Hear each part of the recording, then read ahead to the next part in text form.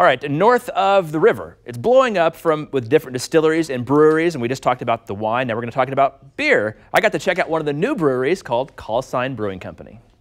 Tell us about how you got into brewing, first of all, and how it evolved from your garage to the space we're in now here north of the river. Well, about 8 years ago now, my wife bought me a 1-gallon beer brewing kit. From there, I went to a 5-gallon kit probably 6 months later.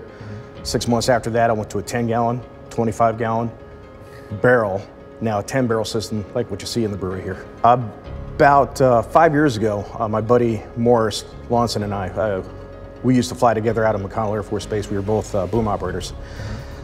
We were talking about all the friends that we've known that never made it home. Throughout the night, we were continually discussing, those that we've lost, and shed a tear or two.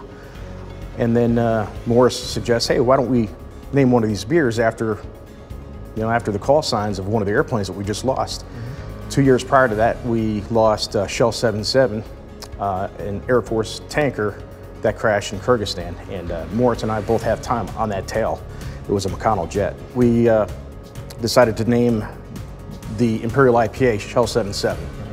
And since we were brewing a brown ale as well, and this was for the 2015 Zona Rosa Beer Fest, we named the brown ale Komodo 11 brown ale after an Air Force rescue helicopter that crashed in 2003 in Afghanistan. Back in 2015, I decided to go legit with brewing beer as an industry.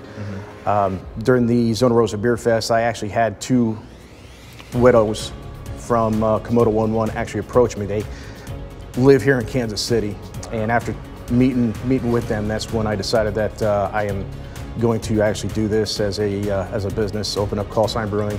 What did it mean to those family members that approached you at the Zona Rosa Beer Fest when they found out that you were doing this? The first gentleman to approach me came up to the front of the line, and he was like, "Okay, I understand that you have a story about your beers." Yes, sir, I do. Well, I started talking about one, and he's like, "No, talk about this one." I looked down, okay, Komodo 11. So I started to explain to him what the event was with that specific call sign. And then I look up and he's shedding tears, he's crying.